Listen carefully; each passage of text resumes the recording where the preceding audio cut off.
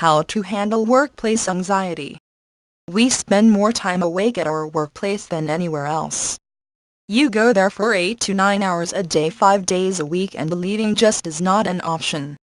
This is all very good and well, but for those who do not enjoy their jobs it means spending the vast majority of their lives unhappy, which is a terrible shame.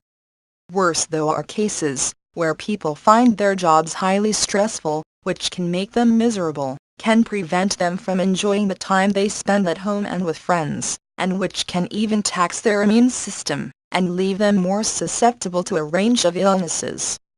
As such, it is highly important to be able to tackle workplace anxiety, and to be able to look at your job in a more logical way. Remember, at the end of the day nothing is worth your happiness. Here we will look at a few ways you can help yourself to overcome workplace anxiety. If you feel like you have too much work, like your colleagues are not pulling their weight, or essentially as though you are unhappy at work, for whatever reason, then you should speak to your superiors and tell them that you are unhappy. Even if your gripe is with the bosses themselves, you should still bring it up. They will have to go through professional procedures. See if any of your colleagues feel the same, and collect signatures to back up your claims. If they do not make life easier for you, then they might even offer you a raise. Using up all your leave in one go might seem like a great idea at the time, but further down the line you will regret it. One great way to organize your leave is to spread it out, so that you have lots of long weekends. Say you get 4 weeks holiday, then that is 28 days, meaning you could have a short working week for almost half of the year in theory. One thing that many very conscientious people find they worry a lot about in the workplace is the threat of getting fired. Here they are concerned that if they drop the ball, lose a document, or upset a customer, that they will get dropped from the organization. This is of course an understandable cause for concern, but in most cases it is unwarranted. Companies need to go through many legal procedures in order to fire anyone, and that there are very likely many other people who are doing a worse job than you. In fact, if you manage to relax, you will likely find you do a better job. And if it is causing you that much stress, why would it matter to get fired anyway? Companies are not legally allowed to give you an outwardly negative reference anyway.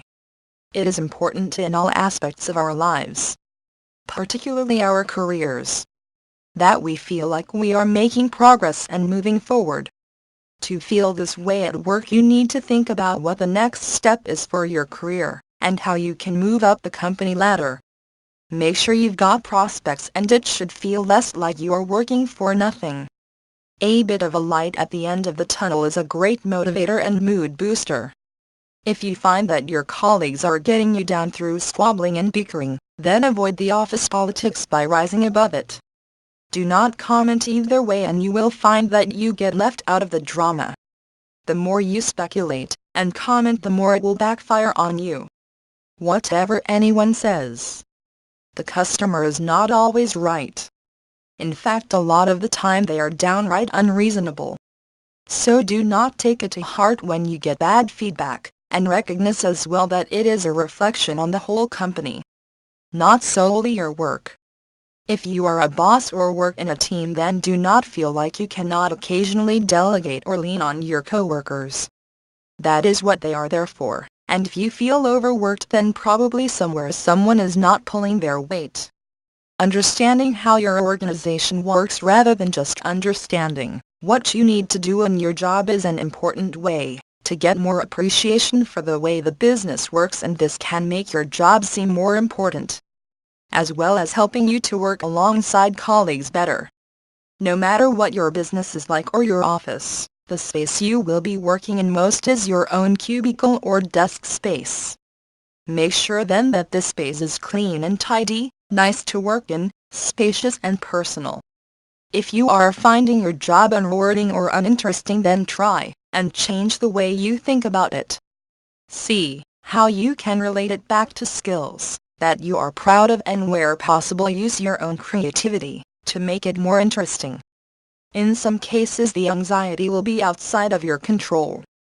In this case it is crucial that you look to leave at any opportunity.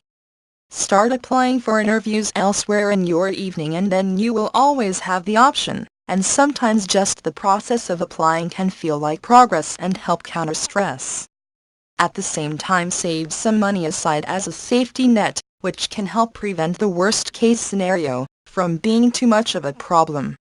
This way, if you were worried before that you might be about to lose your job, this can at least give you some assurance that you would be able to survive until you found alternative employment.